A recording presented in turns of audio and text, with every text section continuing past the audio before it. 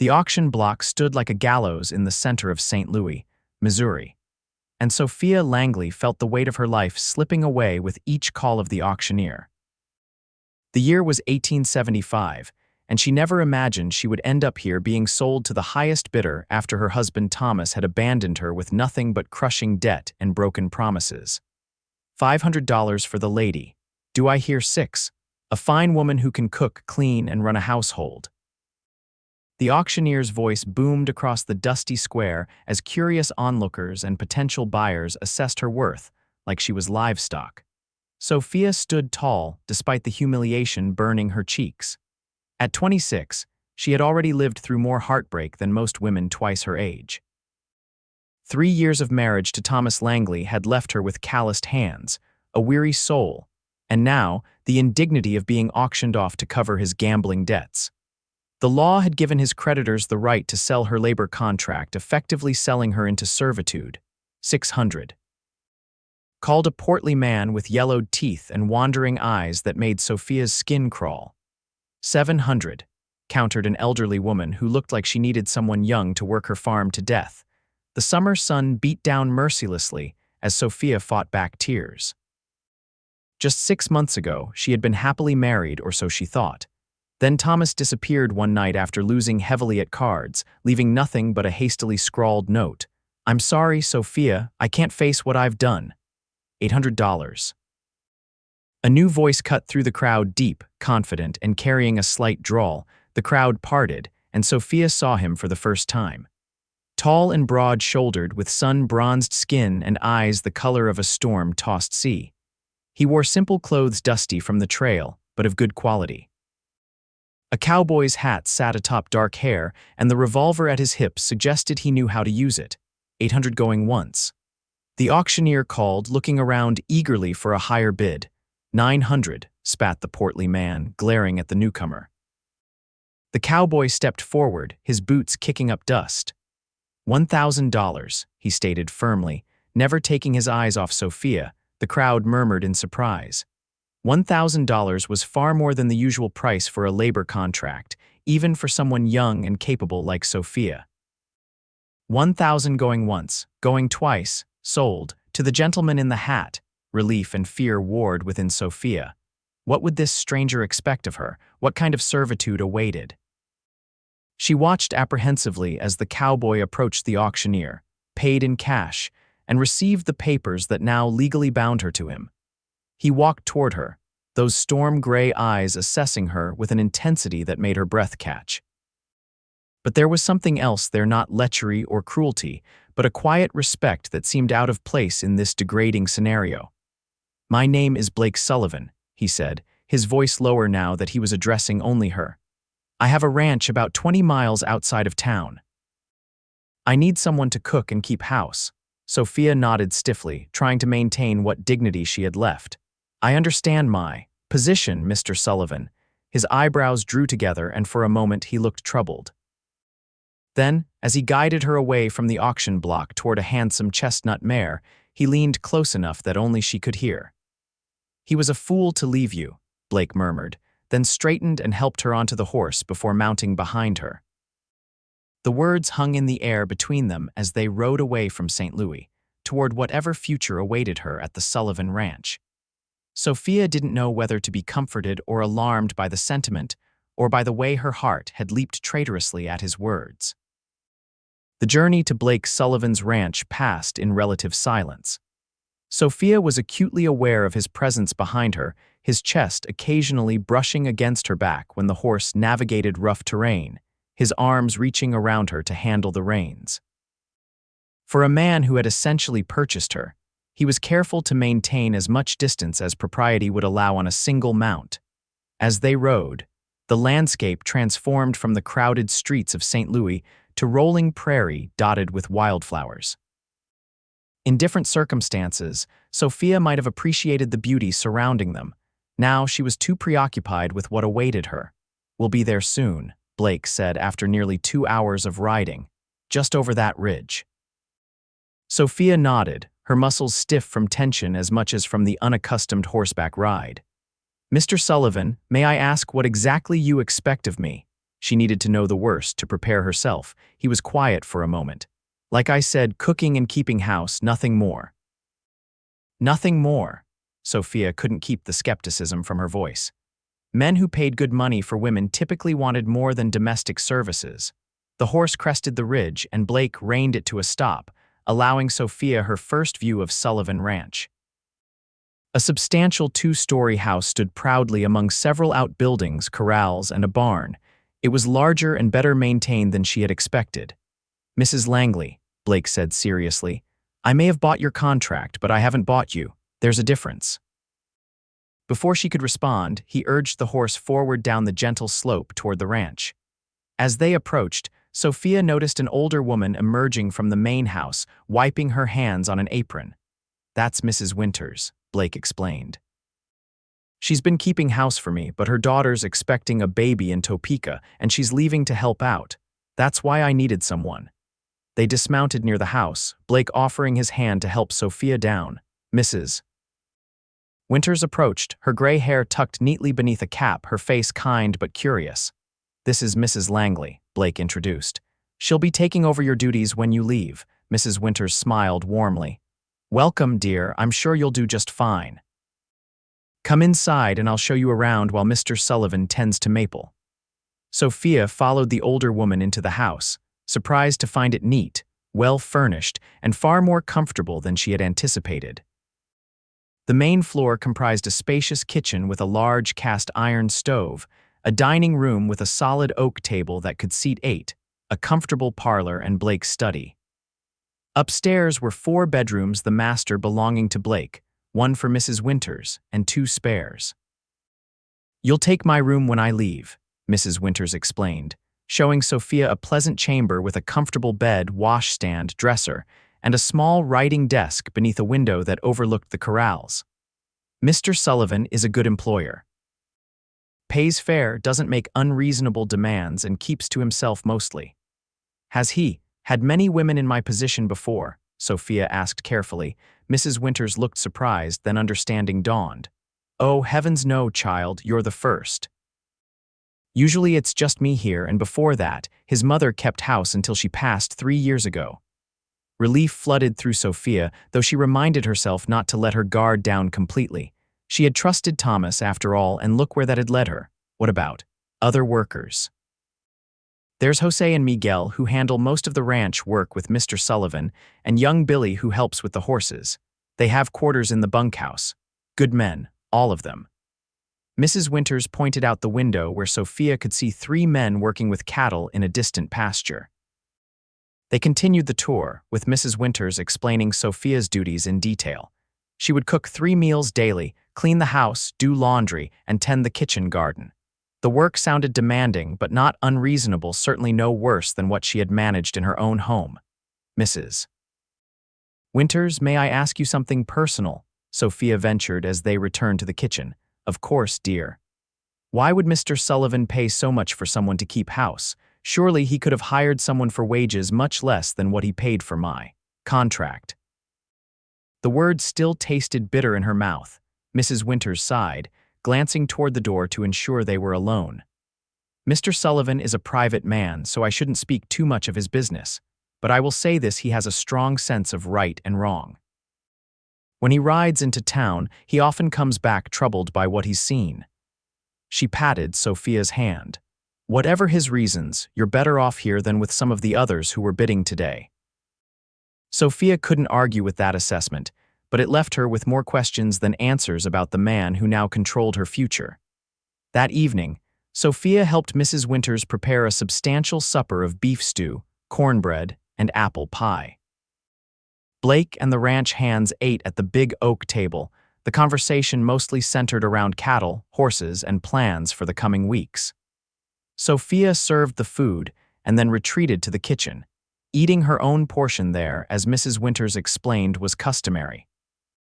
After the men had returned to their evening chores, Mrs. Winters retired early, leaving Sophia to clean up. She was just drying the last plate when Blake entered the kitchen. "Everything all right, Mrs. Langley?" he asked, standing awkwardly in the doorway as if uncertain about invading her space. Yes, Mr. Sullivan, I believe Mrs. Winters has explained my duties thoroughly. Sophia placed the plate in the cupboard, keeping her back straight and her tone professional. Good. He shifted his weight from one foot to the other. I wanted to make something clear.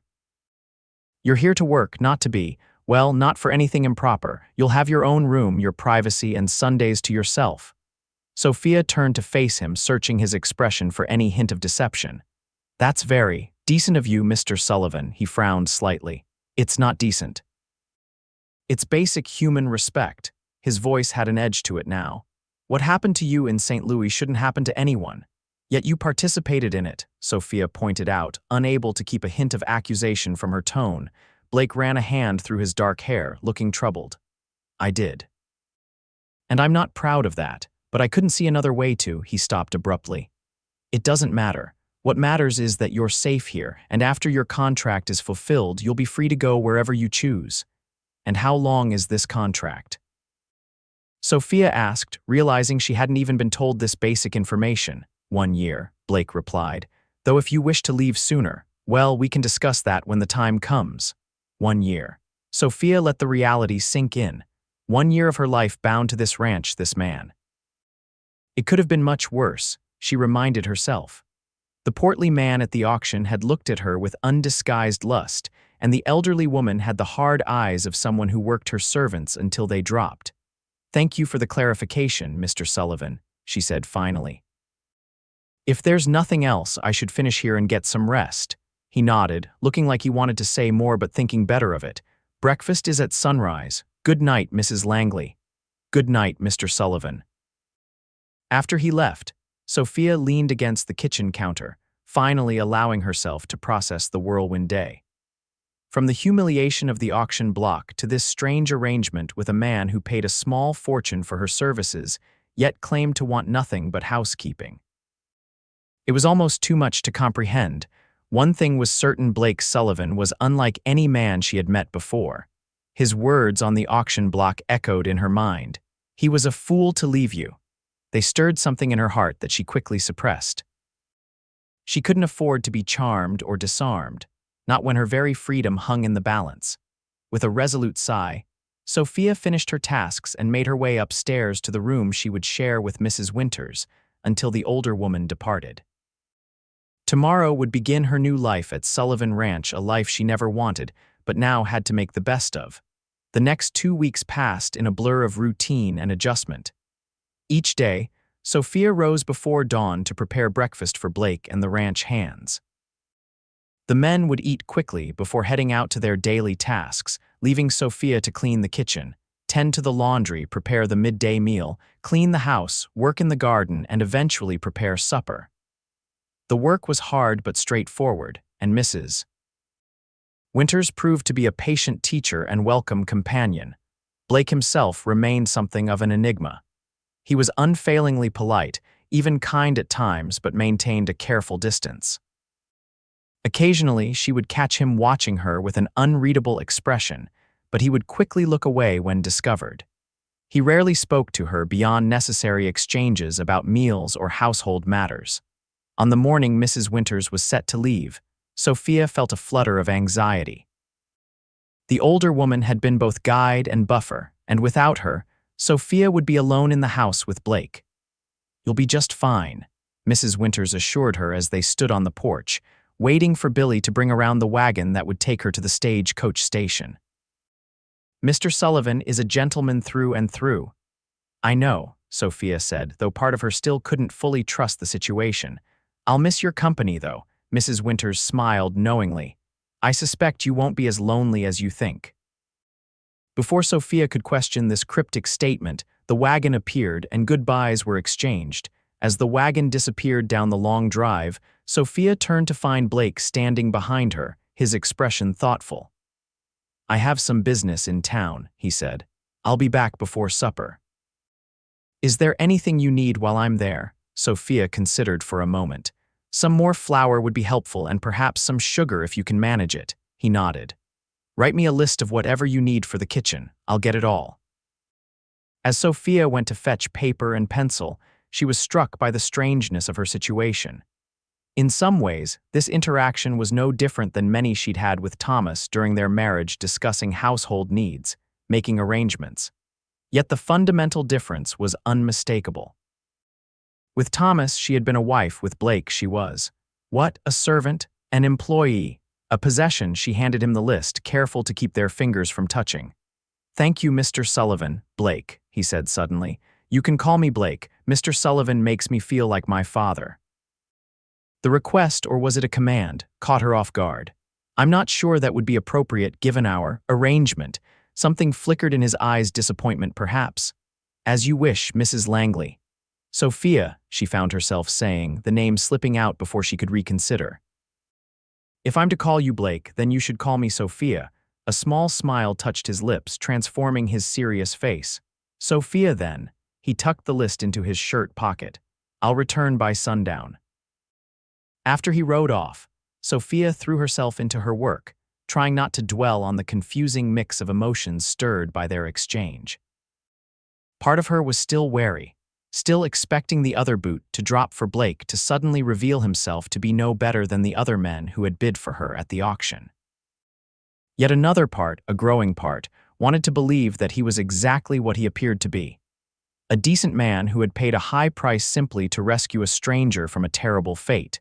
With the house to herself, Sophia decided to thoroughly clean Blake's study, a task Mrs. Winters had always handled personally. She dusted the bookshelves, polished the desk, and was organizing a stack of papers when a folded newspaper clipping fell to the floor.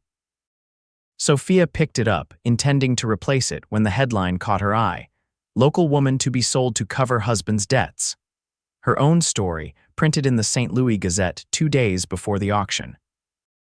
The article briefly detailed how Thomas Langley had fled town after accumulating massive gambling debts, leaving his wife to face the consequences under the archaic law that allowed creditors to sell a debtor's assets, including, in this case, his wife's labor contract. What struck Sophia was that the newspaper had been deliberately folded to highlight this article, and the date showed it had been published before Blake arrived in St. Louis. Had he traveled to town specifically because of this story? Had he come intentionally to bid on her? The revelation left her reeling. This was no coincidence. Blake Sullivan had deliberately sought her out at that auction. But why? What possible reason could a rancher from 20 miles outside St. Louis have for taking such an interest in her plight? Sophia carefully replaced the clipping and finished cleaning the study, her mind churning with questions. When Blake returned that evening, laden with supplies from town, she found herself studying him with new eyes, wondering what secrets he harbored behind those storm-gray eyes. "I got everything on your list," he said, setting down packages on the kitchen table. "And these." From his coat pocket, he produced a small paper bag and handed it to Sophia. She opened it to find peppermint candies, an unexpected luxury. "Thank you," she said, genuinely surprised by the thoughtful gesture. "Mrs. Winters mentioned you had a fondness for them," he explained, looking slightly embarrassed. "I thought, well, everyone should have small pleasures." The simple kindness, coupled with her discovery in his study, left Sophia more confused than ever about Blake Sullivan and his intentions. But as she prepared supper that evening, she found herself humming softly, the first time she had felt light-hearted enough to do so since Thomas's betrayal. Whatever Blake's reasons for bringing her here, for now, at least, she was safe and treated with respect. Perhaps, Sophia thought as she placed one of the peppermints on her tongue, that was enough to be getting on with. Summer progressed into early autumn, bringing cooler temperatures and a change in the rhythm of ranch life. Blake and his men were increasingly busy preparing for winter, repairing fences, stocking supplies, and managing the cattle herd. Sophia settled into her role, finding unexpected satisfaction in running the household efficiently. More surprising was the gradual ease developing between her and Blake. Their initial formality had softened into something more comfortable. He would linger at the table after the ranch hands had left, telling her stories about the cattle or asking about her day. Sometimes in the evenings, they would sit in the parlor, Blake reading a newspaper or book, while Sophia mended clothes or worked on a quilt she had started for the coming winter. They never spoke of the auction, of Thomas, or of the newspaper clippings Sophia had found. These subjects hung between them like ghosts, acknowledged but unnamed. One crisp October afternoon, Sophia was hanging laundry in the yard when she heard a commotion from the direction of the corral. She turned to see Blake and Miguel struggling with a magnificent black stallion that reared and bucked against the ropes restraining it. "He's too wild, Jeef," Miguel called. "We should sell him to the army." "He just needs time," Blake replied, narrowly avoiding a strike from the horse's hooves. "He's been mistreated, that's all." Something in his tone made Sophia pause in her work. There was a personal quality to his defense of the animal that resonated with her own experience. She watched as Blake approached the stallion again, speaking in low, soothing tones that she couldn't quite make out. Gradually, the horse's frantic movements slowed. It still watched Blake warily, nostrils flared and eyes wild, but it no longer fought against the ropes with such desperation. "See," Blake said to Miguel, "he just needs to learn to trust again." Later that evening, after the men had eaten and Sophia was cleaning up the kitchen, Blake returned from checking on the new horse. "He's settling in," he reported, leaning against the doorframe. "Took some grain from my hand." Sophia smiled as she dried a plate. "You have a way with him. What's his name?" "Doesn't have one yet. Any suggestions?" The question caught her off guard. It was the first time Blake had explicitly asked for her opinion on ranch matters. "Midnight, perhaps, for his color." Blake considered it, then shook his head. "Too common for a horse that special. He needs something that speaks to his spirit." "Tempest, then," Sophia offered, "for the storm inside him." This earned her a genuine smile that transformed Blake's usually serious face. "Tempest. That fits him perfectly." A comfortable silence fell between them as Sophia continued her work and Blake watched. Finally, he cleared his throat. "Would you? That is, I was wondering if you might like to learn to ride." Sophia turned to him in surprise. "Learn to ride, why?" He shrugged, looking uncharacteristically uncertain. "It seems unfair that you're confined to the house and yard. The ranch has some beautiful spots, especially now with the autumn colors, and it would give you more freedom to." He trailed off, perhaps realizing the irony of speaking about freedom to someone bound by contract. "I would like that," Sophia said quietly, touched by the offer. "Thank you," Blake nodded, seeming pleased. "We'll start tomorrow after breakfast if that suits you." After he left, Sophia found herself smiling as she finished the dishes. The prospect of learning to ride, of extending her world beyond the immediate confines of the house, filled her with unexpected excitement. It was a small thing, perhaps, but it felt like a step toward something new, something that was hers to choose rather than merely accept. The next morning dawned clear and cool, perfect for Sophia's first riding lesson. After clearing breakfast, she changed into the split skirt. Blake had unexpectedly provided another indication that his offer had not been a spontaneous one, but something he had planned. He was waiting for her at the corral with a gentle mare named Daisy. "She's the sweetest horse on the ranch," Blake explained as he helped Sophia mount. "Perfect for beginners." His hands were strong and sure as he guided her foot to the stirrup, and Sophia was acutely aware of his touch even through the fabric of her skirt. Once she was settled in the saddle, Blake spent time showing her how to hold the reins, how to use her legs to guide the horse, and the basic commands. "The most important thing is confidence," he explained, walking beside Daisy as Sophia practiced at a slow walk around the corral. "Horses can sense fear. If you're nervous, Daisy will be nervous too." "Like people," Sophia observed, gradually relaxing into the rhythm of the horse's movement. Blake looked up at her with interest. "Yes, exactly like people." Something passed between them in that moment, an understanding that went beyond the simple riding lesson. After an hour of practice in the corral, Blake declared Sophia ready for a short trail ride. "Nothing challenging," he promised, as he mounted his own horse, a steady gelding named Buck. "Just a gentle path down to the creek and back." They rode side by side, Blake occasionally offering guidance but mostly letting Sophia find her own comfort with Daisy. The ranch spread out around them, golden prairie grasses rippling in the breeze, stands of cottonwoods and oaks blazing with autumn colors, distant cattle grazing peacefully on a hillside. "It's beautiful," Sophia said as they paused on a small rise overlooking a bubbling creek lined with fiery red sumac bushes. I had no idea. This is my favorite spot on the ranch, Blake admitted, dismounting and helping Sophia down from Daisy, especially in autumn. They stood for a moment at the creek's edge, watching the clear water tumble over smooth stones. Blake seemed on the verge of saying something important, his expression serious and intent, but then thought better of it. Instead, he reached into his saddlebag and produced a small bundle wrapped in a cloth. I thought we might have a bite to eat before heading back. Sophia was touched by the thoughtfulness of the gesture. The simple meal of bread, cheese, and apples tasted wonderful in the open air, and she found herself relaxing completely in Blake's company for the first time. "May I ask you something personal?" she ventured as they finished their impromptu picnic. Blake nodded, though she noted a certain wariness in his eyes. "Why did you really come to that auction in St. Louis?" Sophia asked directly. "I found the newspaper clipping in your study. You knew about me before you ever arrived there." For a long moment, Blake was silent, staring at the flowing creek as if it might provide him with the right words. Finally, he sighed. "Yes, I knew. I read about your situation and—" He paused, choosing his words carefully. "I've seen what happens to women sold into those contracts. Most end up in situations far worse than they began with. So you came out of charity." The thought stung, though Sophia wasn't entirely sure why. "No," Blake said firmly. "Not charity. Justice, maybe. I couldn't stop what happened to my sister, but I could at least help one person avoid a similar fate." The mention of his sister caught Sophia by surprise.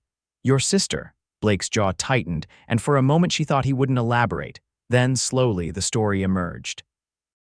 His younger sister, Sarah, had married a man much like Thomas Charming, handsome, and ultimately destructive. When her husband fled after embezzling from his employer, Sarah had faced not a labor contract but prison. In her desperation, she had accepted the protection of a man who promised to help her escape the charges. Instead, he had taken her to a brothel in Kansas City, where she died of typhoid fever within a year. "I was working a cattle drive in Texas when it happened," Blake said, his voice rough with old grief and guilt.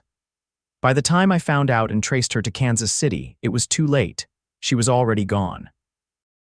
"I'm so sorry," Sophia whispered, understanding now why he had paid so much for her contract, why he had been so insistent on clarifying her position at the ranch, why he treated her with such careful respect. "When I read that article about you, all I could think was that Sarah would have wanted me to help if I could." He looked at her directly now, his gray eyes intense. "I never expected—" "Expected what?" Sophia prompted when he didn't continue. Blake shook his head slightly. "It doesn't matter. What matters is that you're safe, and when your contract is done, you'll be free to choose your own path." The ride back to the ranch was quieter, both of them lost in their own thoughts.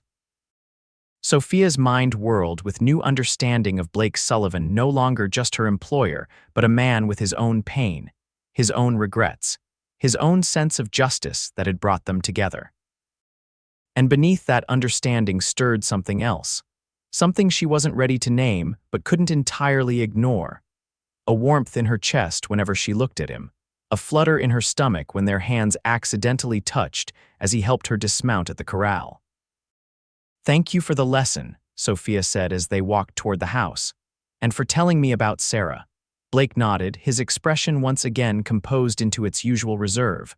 "We'll continue tomorrow if you'd like. You're a natural rider." The compliment brought a flush to her cheeks that had nothing to do with the autumn sun. "I'd like that very much," she replied, and was rewarded with one of his rare, transformative smiles. As winter approached, the riding lessons became a regular part of Sophia's routine. 3 times a week, after the morning chores were complete, she and Blake would saddle up and explore different parts of the ranch.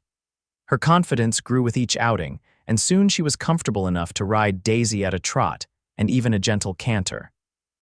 These excursions became precious to Sophia, moments of freedom and companionship that stood apart from her duties as housekeeper.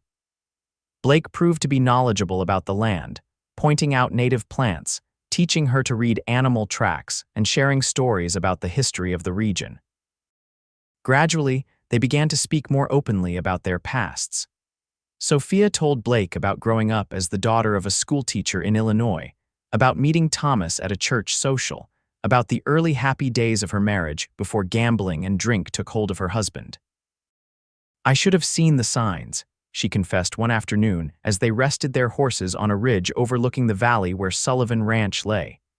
"There were so many unexplained absences, so many excuses about where the money had gone. Love makes us blind sometimes," Blake said quietly. "We see what we want to see in those we care for." The simple wisdom of his words struck Sophia deeply. "Yes, I suppose that's true. I wanted to believe he was the man I thought I married." Blake was silent for a moment, then said, "For what it's worth, I think the failing was his, not yours." A man who would abandon his wife to such a fate. He shook his head, a flash of anger crossing his features.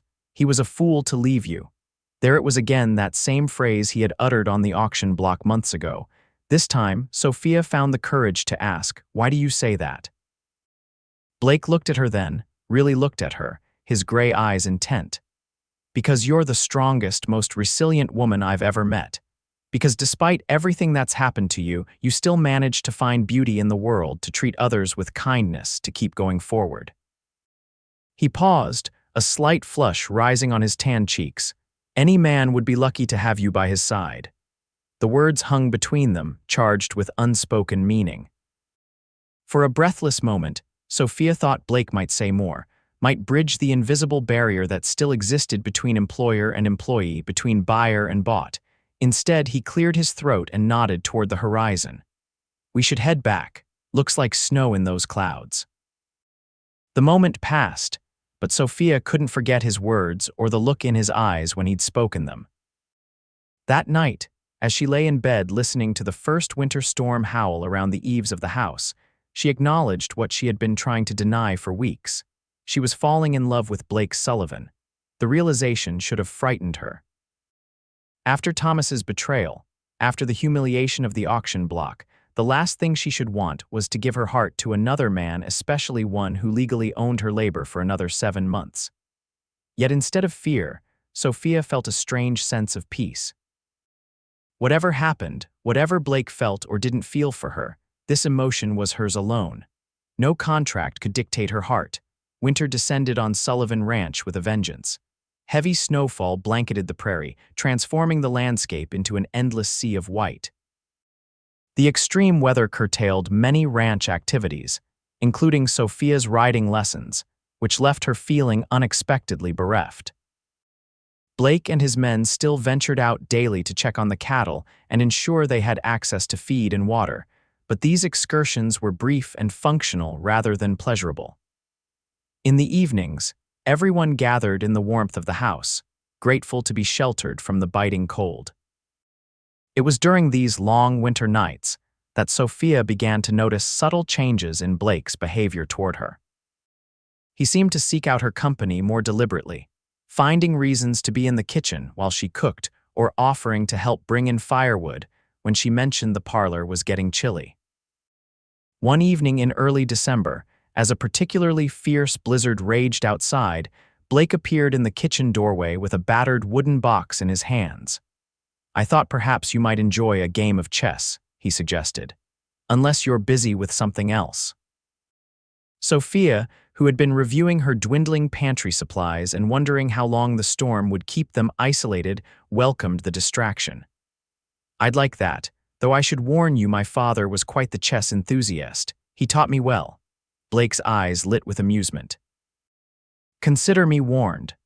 They set up the chess set on the kitchen table, and Sophia was pleased to discover that Blake was a worthy opponent, thoughtful in his moves, patient in his strategy. Their first game stretched long into the evening, ending in a narrow victory for Sophia that brought a grudging smile to Blake's face. "Your father taught you very well indeed," he conceded as they reset the pieces for another game. "I haven't been defeated so thoroughly in years." "Would you like me to let you win the next one?" Sophia teased, feeling unusually light-hearted despite the storm's fury outside. Blake laughed, a rich, warm sound that Sophia realized she had rarely heard before. "I would know if you did, and my pride would suffer even more." As they played, their conversation flowed more easily than ever before. Blake spoke of his childhood in Tennessee, of his father who had taught him ranching, of his dreams of building Sullivan Ranch into something that would last beyond his lifetime. "I always imagined passing it on to my children someday," he admitted, moving his knight with careful deliberation. "But at 34, that's beginning to seem less likely." "You're hardly ancient," Sophia pointed out, studying the board. "There's plenty of time for a family." "Perhaps," he said noncommittally. "But a man needs a wife before he can have children, and out here." He gestured vaguely toward the window, where the blizzard obscured everything beyond the glass. "Good women are scarcer than water in the desert." Sophia's heart quickened at this opening, but she kept her tone casual as she captured one of his pawns. "Surely you've had opportunities. You're established, respected, not unattractive." The last words slipped out before she could censure them. In the lamplight, she could see color rising in Blake's face. "There have been possibilities," he acknowledged. "The banker's daughter in town set her cap for me last year. Widow Johnson has made her interest clear." "But," Sophia prompted when he didn't continue. Blake met her eyes across the chessboard. "But I've never felt for any of them what a man should feel for the woman he intends to marry." The intensity of his gaze made Sophia's breath catch. "And what should a man feel?" she asked softly. For a long moment, Blake was silent, the chess game forgotten. That she makes the world brighter just by being in it, that he would rather spend a quiet evening in her company than anywhere else on earth, that the thought of her coming to harm makes his blood run cold. He paused, then added more quietly, that he would cross 100 miles in a snowstorm just to see her smile. The words hung in the air between them, far more intimate than any touch could have been. Sophia knew, with sudden and complete certainty, that Blake was no longer speaking hypothetically, he was describing his feelings for her. Before she could respond, a violent gust of wind rattled the windows, breaking the spell of the moment. Blake glanced toward the sound, then rose from his chair. "It's getting late, and the fire in the parlor will need tending. We should probably continue this another time." Sophia nodded, not trusting her voice. As Blake carefully packed away the chess pieces, their fingers brushed momentarily a brief electric contact that sent warmth spiraling through her despite the winter chill. "Good night, Sophia," he said, pausing at the kitchen door. "Thank you for the game." "Good night, Blake," she replied, watching him go and wondering if he could hear the quickened beating of her heart from across the room. That night, as the blizzard continued its assault on the ranch house, Sophia lay awake replaying every word, every look, every unspoken meaning of their evening together. Something fundamental had shifted between them. A door had been opened that could not easily be closed again. The realization brought both joy and trepidation. Joy because she could no longer deny that her feelings were returned, trepidation because the contract that bound her to Sullivan Ranch complicated everything. How could she be sure that what she felt, what they both felt, was real and not just a product of their unusual circumstances? As December progressed, the weather occasionally relented enough for ranch activities to resume their normal pace. Blake and his men worked tirelessly to ensure the cattle survived the harsh winter conditions, often returning to the house exhausted and frost-bitten. Sophia found herself watching Blake with increasing concern, noting the dark circles under his eyes and the stiffness in his movements after long days in the bitter cold. Without discussing it, she began taking extra care with his comfort, ensuring his favorite meals were prepared, keeping the fire in his study well stocked, having hot water ready when he returned from particularly grueling days. These small attentions did not go unnoticed. One evening, as she placed a cup of hot coffee beside him in the study, Blake caught her hand before she could withdraw it. "You've been taking care of everyone on this ranch," he said quietly. "Who takes care of you, Sophia?" The question took her by surprise, as did the gentle pressure of his fingers around hers. "I don't need taking care of," she replied, though the words sounded hollow even to her own ears. Blake's expression softened. "Everyone needs care sometimes." He released her hand reluctantly, as if forcing himself to maintain proper distance. "I've noticed you've been up before dawn every day this week. You should rest more." There's much to do, Sophia explained, touched by his concern. With the holidays approaching, Blake interrupted, looking suddenly troubled. I almost forgot, Christmas is only 2 weeks away. He set down his coffee cup and ran a hand through his hair. We should do something special, the men would appreciate it and you. You should have a proper celebration. The idea of celebrating Christmas properly her first without Thomas brought a mixture of emotions, sadness for what was lost, but also a tentative hope for what might be beginning. That would be lovely, she agreed. I could prepare a special dinner, perhaps even bake a cake if you think you could get some sugar and dried fruits from town. I'll go tomorrow, Blake promised, his expression brightening. Make a list of whatever you need. The next morning, despite ominous clouds gathering on the horizon, Blake set out for town with Sophia's detailed list of holiday supplies. By midday, snow had begun falling again, and by evening, another blizzard was raging across the prairie. Sophia paced the parlor, peering anxiously through the windows into the swirling whiteness, unable to see more than a few feet beyond the glass. Blake should have returned hours ago. Miguel and Jose exchanged worried glances as they came in to warm themselves after checking on the barn. The boss knows these storms, Jose assured Sophia. Maybe he stayed in town. But something in Sophia's heart told her Blake would have tried to return, especially after promising her the supplies for Christmas preparations. The thought of him lost in the blizzard, perhaps injured or freezing, was unbearable. By midnight, with no sign of Blake and the storm showing no signs of abating, Sophia was nearly frantic with worry. She had kept the lamps burning in every window, hoping to guide him home if he was still out there, still trying to reach the ranch. It was nearly 2 in the morning when she heard the faint sound of hoofbeats barely audible above the howling wind. Sophia rushed to the front door, flinging it open despite the blast of snow that immediately swept into the entryway. And there he was, a dark figure on horseback, materializing from the white chaos of the storm. Blake was hunched in the saddle, his coat and hat encrusted with ice, his face barely visible beneath the frozen brim.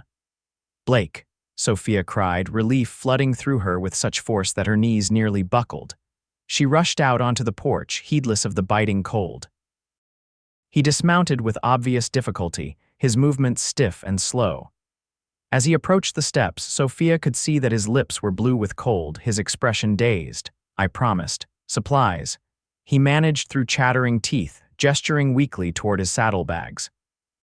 You fool, Sophia said, though there was no heat in the words, only tenderness and fear as she hurried to help him inside. We need to get you warm immediately. Miguel appeared, summoned by the commotion, and quickly took charge of Blake's horse while Sophia guided Blake to the parlor where the fire still burned. His clothes were soaked through, his hands and face alarmingly cold to the touch. We need to get these wet things off you, Sophia said decisively, helping him remove his frozen coat and boots. Her fear for his safety overrode any concerns about propriety. Can you manage the rest while I fetch blankets and hot water? Blake nodded, his eyes never leaving her face. I'm sorry to worry you, he said, his voice stronger now that he was out of the storm. The trail disappeared, got turned around, knew the lamps would guide me home eventually.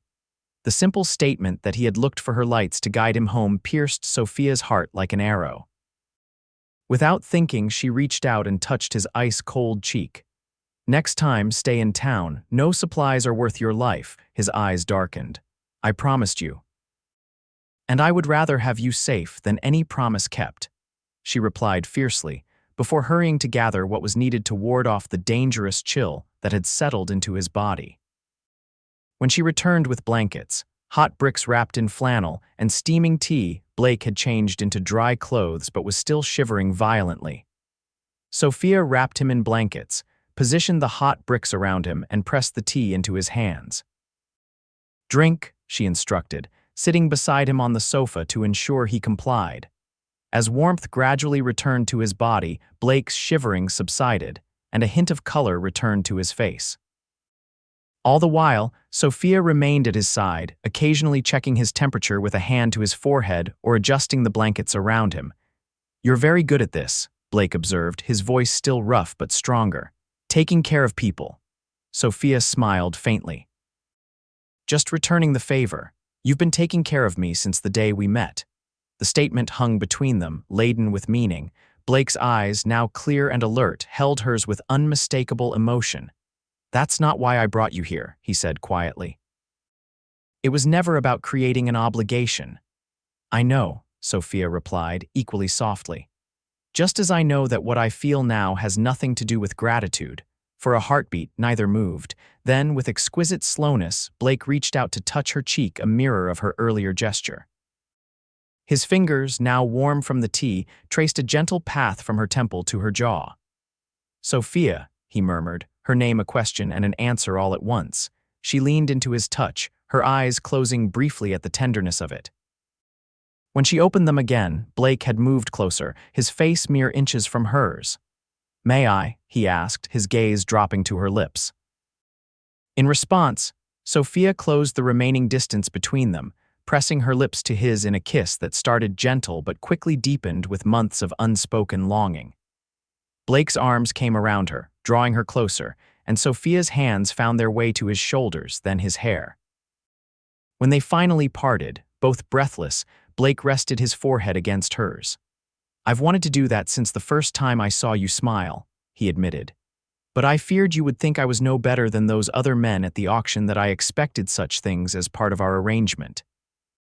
I know you better than that, Sophia assured him, her heart so full it felt as though it might overflow.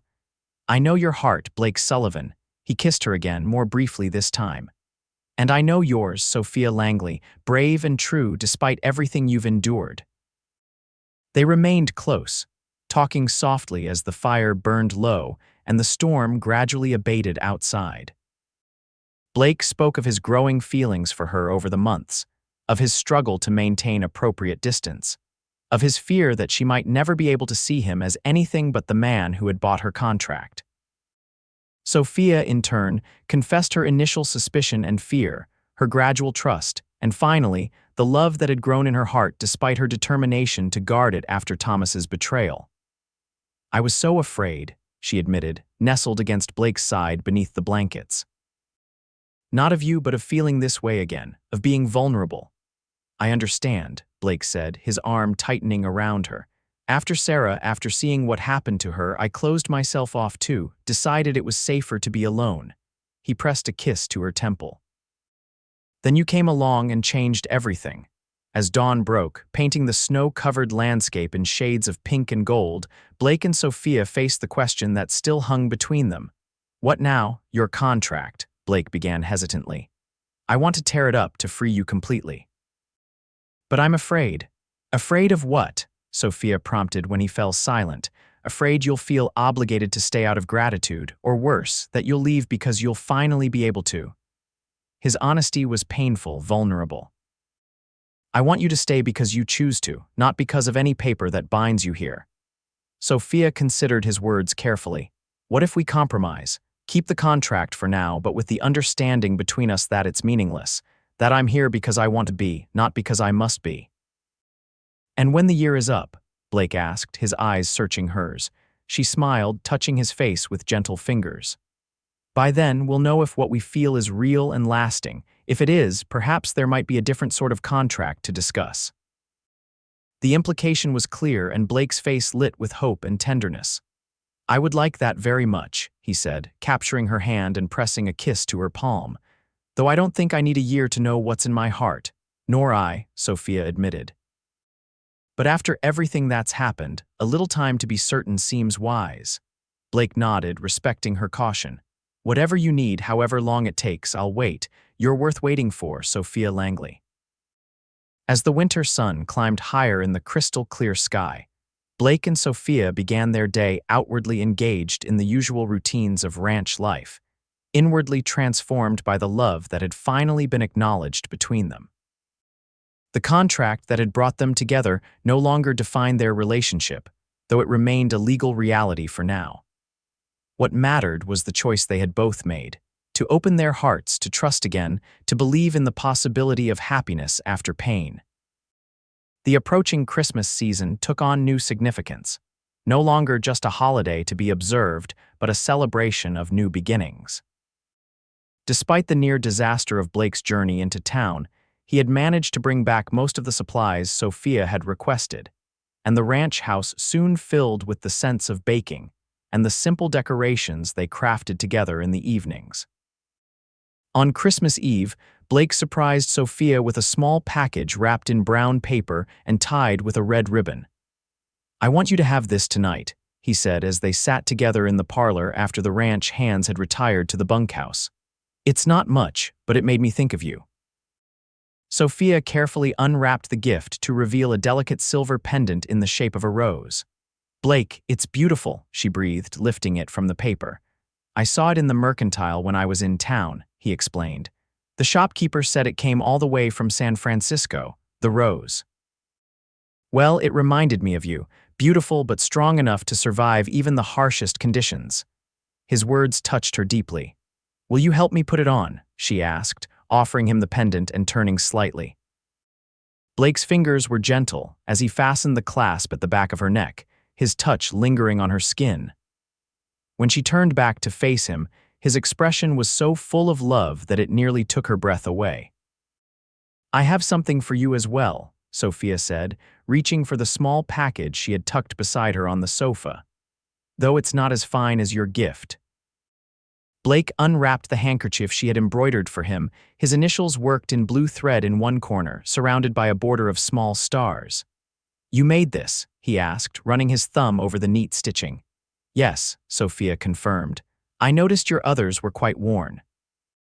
"This is the finest gift I've received in years," Blake said with complete sincerity, "because you made it with your own hands just for me." The simple joy they found in each other's presence that Christmas Eve set the tone for the weeks that followed. As winter maintained its grip on the prairie, Blake and Sophia's relationship deepened and strengthened. They still maintained certain boundaries Sophia kept to her own room, and they were careful to be circumspect around the ranch hands. But in private moments, they allowed themselves the sweetness of kisses, tender words, and the growing certainty that what they had found together was rare and precious. By early March, as the first hints of spring began to soften the winter landscape, Blake increasingly spoke of their future. He sought Sophia's opinions about ranch improvements, discussed plans for expanding the herd, and even asked her thoughts about adding a proper garden and perhaps a few fruit trees near the house. "For the children," he said one evening as they sat together reviewing a seed catalog that had arrived in the mail. Then, realizing what he had implied, he looked up quickly to gauge her reaction. Sophia's heart swelled at the casual way he included her in his vision of the future. "Children need fruit," she agreed softly, "and a mother's garden to run through." The smile that spread across Blake's face was worth every hardship she had endured to reach this moment. "Sophia," he began, setting aside the catalog and taking her hands in his.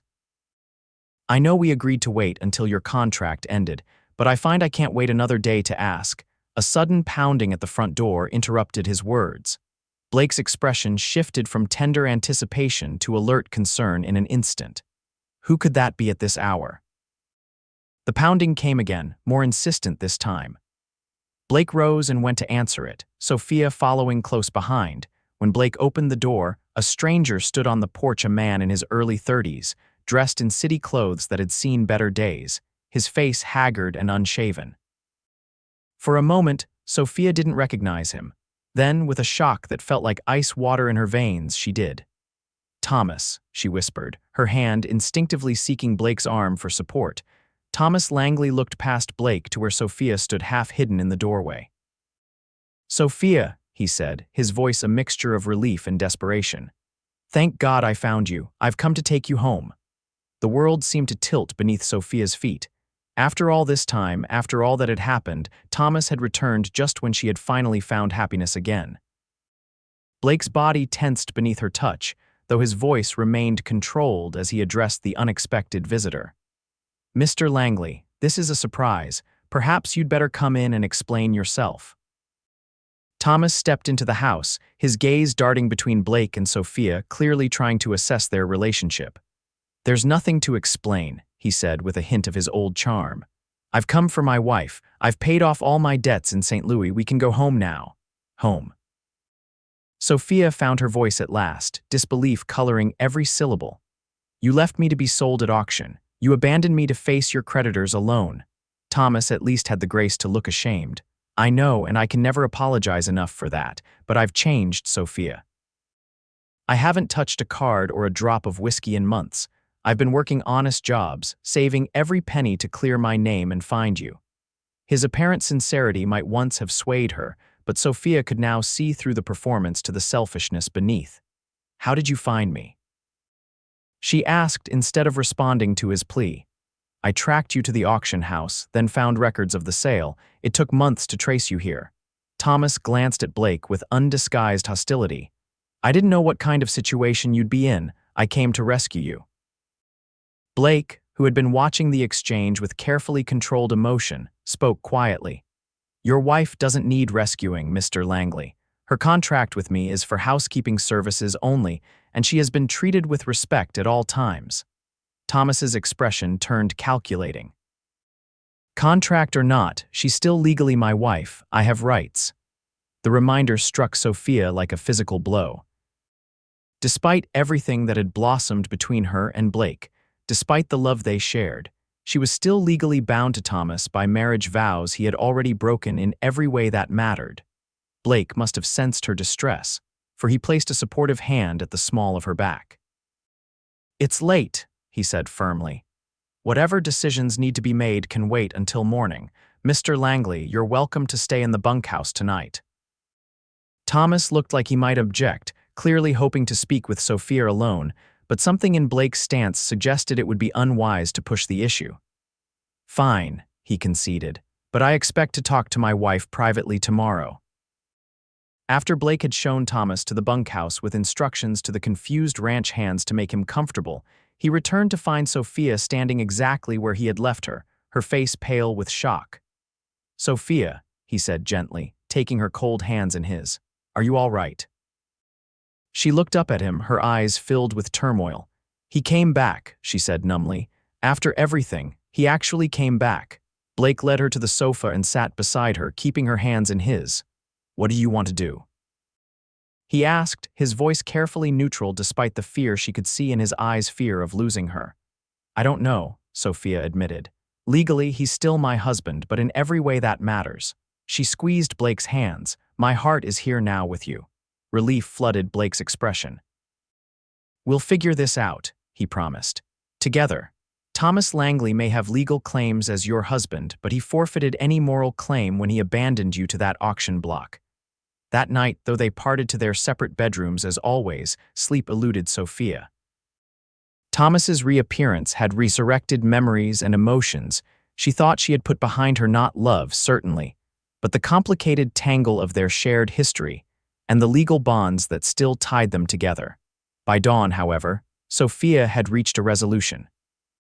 Whatever Thomas's claims, whatever his apparent reformation, she could not go back to a marriage that had been broken beyond repair. Her future lay with Blake, if he still wanted her after this complication. The only question was how to make Thomas understand and accept her decision. At breakfast, the atmosphere in the kitchen was tense. Thomas had joined them from the bunkhouse, and Blake had instructed the ranch hands to eat quickly and get to their chores, leaving the three of them alone to address the situation. "You've made a nice life here," Thomas observed, glancing around the comfortable kitchen. "Always were good at making a home, Sophia." "Mr. Sullivan has been kind," Sophia replied carefully, aware of Blake watching them from across the table. "My situation could have been much worse after you left." Thomas winced at the direct reference to his abandonment. "I told you, I'm sorry for that. I panicked. The debts, the threats. I convinced myself you'd be better off without me dragging you down. So you left me to face the consequences alone instead," Sophia said, her tone sharper than she intended. She took a deep breath, trying to remain calm. "Thomas, what exactly do you want now?" He reached across the table, attempting to take her hand, but Sophia subtly withdrew it to her lap. If Thomas noticed, he gave no sign. "I want us to start over," he said earnestly. "I've changed, Sophia. I've got a job lined up in California, honest work with my cousin's shipping business. We could have the life we always talked about. The life we talked about was here in Missouri, Sophia reminded him. A home of our own, children, stability. You gambled all of that away. Thomas's expression hardened slightly. I'm offering you a fresh start, Sophia, a chance to be my wife again, not some rancher's servant. Blake, who had remained silent throughout the exchange, finally spoke. I think that should be Sophia's choice, don't you, whether she wants to go with you or stay here. Stay here as what? Thomas challenged, a knowing look crossing his features. As your housekeeper. Or has your arrangement evolved into something more? Personal? The implication hung in the air, ugly and accusatory. Sophia felt heat rise in her cheeks, not from shame but from anger at Thomas's presumption. My arrangement with Mr. Sullivan has been completely proper, she said firmly. Which is more than I can say for how you left things with your creditors in St. Louis. Thomas had the grace to look abashed, but recovered quickly. Regardless, you're still my wife. I've come to take you home, and legally, that's my right. The law may say I'm your wife, Sophia replied, finally finding the courage to speak the truth plainly. But in my heart, I divorced you the moment I stood on that auction block. Her words landed like stones in still water, creating ripples of silence. Thomas's face flushed with anger and embarrassment. You don't mean that, he insisted. Whatever you think you feel now is just gratitude to him for buying your contract. It's not real. You're wrong, Sophia said quietly. What I feel for Blake is more real than anything I ever felt for you. He has shown me what it truly means to be respected, valued, and loved. Thomas's gaze darted between them, understanding dawning in his eyes. So that's how it is, he said bitterly. You've replaced me already. You replaced yourself when you chose to run away, Blake interjected, his voice level but firm. Sophia didn't seek this situation, you created it by your actions. For a moment, Thomas looked as though he might lash out physically. Then abruptly, his shoulders sagged in defeat. I suppose I deserved that, he admitted, but it doesn't change the fact that legally she's still my wife. Actually, it might, Blake said, an odd note in his voice that made both Sophia and Thomas look at him questioningly. What do you mean? Sophia asked. Blake hesitated, then explained. When I found out about your situation, I had my lawyer in St. Louis look into the matter. Under Missouri law, abandonment can be grounds for divorce, especially when it results in the abandoned spouse being sold into servitude to cover the deserter's debts. Hope flared in Sophia's chest. Are you saying I could divorce Thomas? My lawyer believes so, Blake confirmed. He's already prepared the necessary papers. They just need your signature to proceed. Thomas's face darkened with anger. You've been planning this all along. You never intended to honor her contract. You wanted her for yourself from the beginning. I wanted to give her options, Blake corrected calmly. Whether she chose to use them or not would be entirely her decision. He turned to Sophia. It still is. In that moment, looking at Blake's steady, honest face, Sophia knew with absolute certainty what she wanted. I would like to sign those papers, she said firmly. Thomas stood abruptly, his chair scraping harshly against the floor. This isn't over, he warned. I have rights. I won't just walk away. Like you did 6 months ago, Sophia asked quietly. Please, Thomas, for once do the honorable thing. Let me go. Something in her tone, perhaps the calm certainty of it, finally seemed to reach him. Thomas stared at her for a long moment, then sighed heavily. You really have changed, he observed. The Sophia I knew would never have spoken to me like that. The Sophia you knew died on that auction block, she replied without rancor. This is who I am now. Thomas nodded slowly, a grudging respect entering his expression. I see that. He glanced at Blake. And I suppose I should thank you for taking care of her when I didn't. I didn't do it for your thanks, Blake replied evenly. No, I expect not. Thomas reached for his hat, which he had placed on a nearby counter. I'll be in town for a few days before heading to California. If you really want those divorce papers signed, you know where to find me.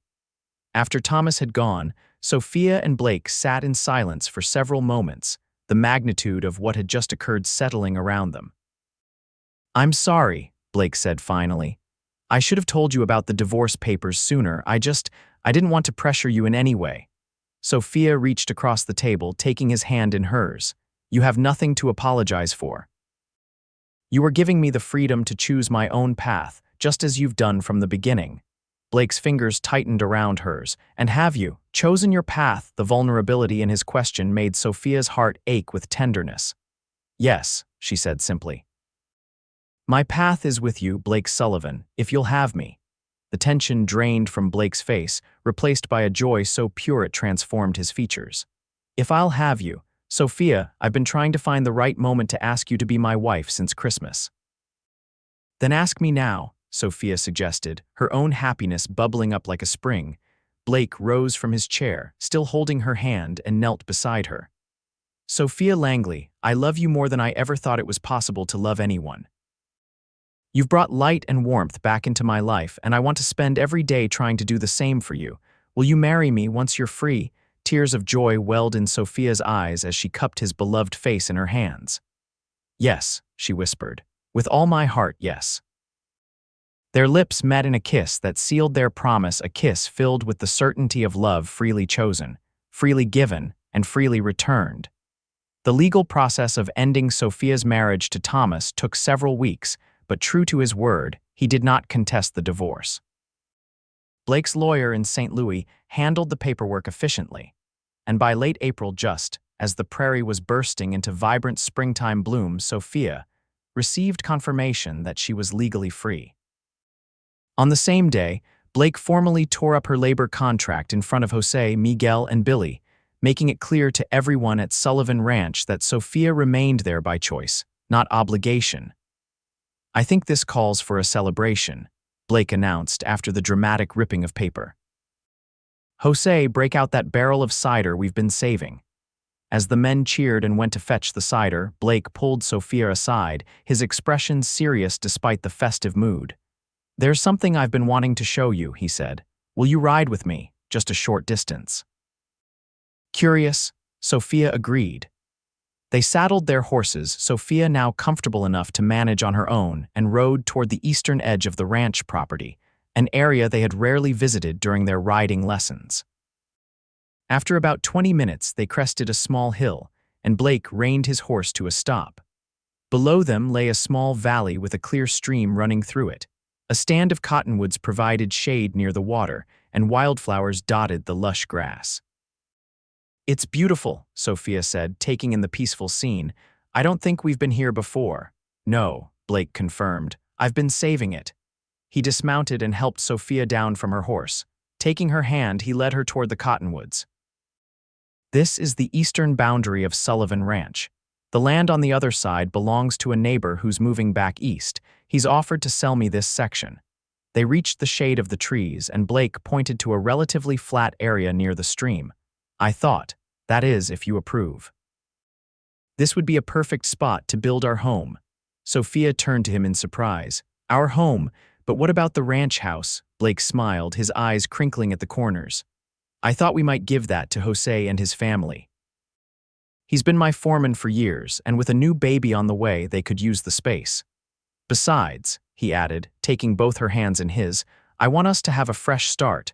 A home that's ours from the beginning, that we plan and build together." The thoughtfulness of the gesture, offering her not just marriage but the chance to create their home from the ground up, touched Sophia deeply. "It's perfect," she agreed, looking around the peaceful valley. "I can already imagine it. A wide porch for summer evenings, large windows to catch the morning light. A proper garden," Blake added, "room for children to play." "Children," Sophia repeated softly, leaning into his embrace. "Our children." Blake's arms tightened around her. "I can't offer you an easy life, Sophia. Ranching has its hardships, its lean years. But I promise you this, you will never face those hardships alone. Whatever comes, we'll face it together." "That's all I want," Sophia assured him, resting her head against his chest. "A life shared with you." They stood together beneath the cottonwoods, planning their future home, their future life, with the eager joy of two people who had found their way through darkness into unexpected light. They were married on a perfect June day, with wildflowers in bloom across the prairie and a gentle breeze to temper the summer sun. The ceremony took place under the cottonwoods, where their new home was already taking shape, the foundation laid, and the framework beginning to rise against the blue Missouri sky. Jose and Miguel had constructed a simple arch of twisted branches and woven in flowers gathered by Miguel's wife and daughters. The local minister came from town, along with a small gathering of neighbors and the few friends Blake had made during his years in the territory. Sophia wore a dress of pale blue silk, a gift from Blake, who had ordered it all the way from St. Louis. Her dark hair was adorned with a crown of white prairie roses, and around her neck hung the silver rose pendant Blake had given her at Christmas. Blake himself looked transformed in his best suit, his normally serious face alight with happiness as he watched Sophia walk toward him on the arm of Jose, who had proudly agreed to give her away. "Dearly beloved," the minister began as Sophia took her place beside Blake beneath the flowered arch. "We are gathered here today to join this man and this woman in holy matrimony." The traditional words washed over Sophia, familiar yet new, as she stood beside the man who had first appeared in her life on the darkest day she had ever known. How strange and wonderful life's path had been leading her from the humiliation of the auction block to this moment of perfect joy. When it came time for their vows, Blake took her hands in his eyes never leaving hers. "Sophia, when I first saw you, I thought I was rescuing you. What I didn't realize was that you would end up saving me from loneliness, from the hardness that was growing in my heart, from a life half-lived. I promise to love you, respect you, and cherish you all the days of my life. I promise to be a faithful husband, a devoted father to our children, and your most constant friend through whatever joys and sorrows life brings our way." Tears of happiness blurred Sophia's vision as she spoke her own vows. "Blake, you came into my life when I had lost all hope. You showed me kindness when I expected cruelty, respect when I expected demands, and love when I thought my heart was too broken to ever love again. I promise to stand by your side through all seasons, to build our home and family with you in love and faith, and to treasure each day of the life we create together." Their first kiss as husband and wife was sweet with promise, sealing vows they had already been living in their hearts for months. The celebration that followed was simple, but joyous, a feast prepared by Miguel's wife and daughters, music provided by a fiddler from a neighboring ranch, dancing that continued well into the evening beneath lanterns hung from the cottonwood branches. As twilight deepened into night, Blake led Sophia away from the festivities toward the small cabin they would occupy until their new home was completed. It had been hastily constructed but made comfortable with furniture from the main house, and the special touches Sophia had added: curtains at the windows, a colorful quilt on the bed, wildflowers in mason jars on every surface. "Mrs. Sullivan," Blake said as they reached the doorway, his voice husky with emotion. "Welcome home." With tender deliberation, he lifted her into his arms and carried her across the threshold, setting her gently on her feet once they were inside. The single room was bathed in the golden glow of oil lamps, intimate and welcoming. "It's perfect," Sophia murmured, turning in a slow circle to take in the small space that represented the beginning of their married life. "Our first home together." Blake moved behind her, his hands gentle on her shoulders. "The first of many homes, many memories." He pressed a kiss to the curve where her neck met her shoulder. "I love you, Sophia Sullivan." The new name, her new identity, sent a thrill through her. "And I love you, Blake Sullivan." Their kiss deepened, years of loneliness and pain dissolving in the certainty that they had found in each other not just love but home. Later, as they lay together in the quiet aftermath of their lovemaking, Sophia traced idle patterns on Blake's chest, her head pillowed on his shoulder. "Do you ever think about how strange the path has been that brought us here?" she asked. "If Thomas hadn't left, if you hadn't seen that newspaper article." Blake's arms tightened around her. "I try not to dwell on what might have been," he admitted. "But I do know this: I would have found you somehow, someday. Some paths are meant to cross, no matter what." Sophia smiled against his skin. "That's unusually romantic thinking for a practical rancher." "You bring it out in me," he replied, pressing a kiss to the top of her head. "Among many other things I thought I'd lost the capacity for." They talked deep into the night, making plans for their home, their ranch, their future family. And when they finally drifted to sleep in each other's arms, it was with the profound peace that comes from knowing one has found, against all odds, exactly where one belongs. Epilogue. 5 years later. Mama, Papa's home. 4-year-old Sarah Sullivan raced across the wide front porch of the Sullivan home, her dark curls bouncing with each step, her gray eyes so like her father's wide with excitement. Sophia emerged from the kitchen, wiping flour-covered hands on her apron, her second child, 2-year-old James, balanced on her hip. "Careful on those steps, Sarah," she called as her daughter clattered down to meet the approaching riders. From her vantage point on the porch, Sophia could see Blake dismounting, his tall figure unmistakable even at a distance. He caught Sarah as she launched herself at him, swinging her high into the air before settling her on his shoulders. Even after a week-long cattle drive to the railhead in Kansas City, he found energy to play with his daughter. As they approached the house, Sophia felt the familiar warmth spread through her chest at the sight of her husband, his face more weathered now from years working the land, but his eyes still lighting up when they fell on her. "There's my beautiful wife," Blake called as he climbed the porch steps, ducking low so Sarah wouldn't hit her head on the door frame. "And my handsome boy." He ruffled James's blonde hair so like Sophia's own before leaning in to kiss her. "I missed you all." "We missed you too," Sophia replied, leaning into his embrace. "How was the drive?" "Successful," Blake reported. "Got a good price for the herd. We should be comfortable for the winter and then some." Sullivan Ranch had prospered under their joint care over the past 5 years. The house they had planned together that long-ago day beneath the cottonwoods now stood proud and welcoming, a large, comfortable home with the wide porch Sophia had envisioned, the garden she had dreamed of, and rooms filled with the laughter of children. They had been blessed in other ways too. Jose and his family thrived in the original ranch house, managing that section of the property, while Blake focused on expanding their holdings and improving their stock. Miguel's oldest son had married and built a small house near the eastern boundary, ensuring the ranch would have good hands for years to come. "Billy rode into town," Blake said as he set Sarah down, "but he should be back for supper," said something about picking up a surprise. Sophia raised an eyebrow. "A surprise? It's not anyone's birthday."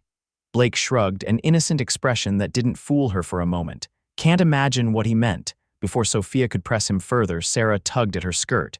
"Can I show Papa the kittens?" They opened their eyes while he was gone. "After he's had a chance to wash up," Sophia told her.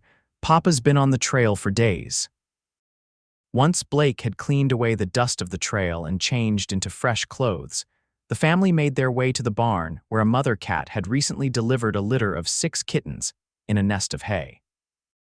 Sarah proudly pointed out each one, having named them all despite Sophia's gentle warning that they wouldn't be keeping 6 cats.